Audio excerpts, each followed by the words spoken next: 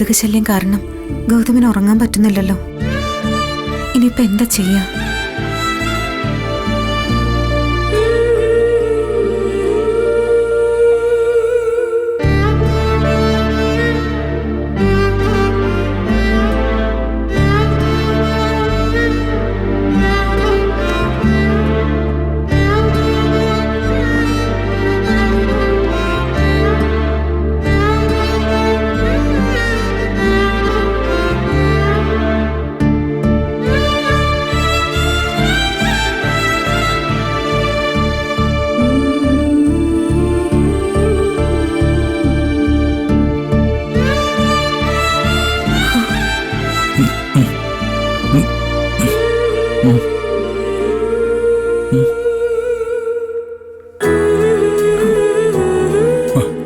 നീ ഉറങ്ങിയില്ല ഇതുവരെ?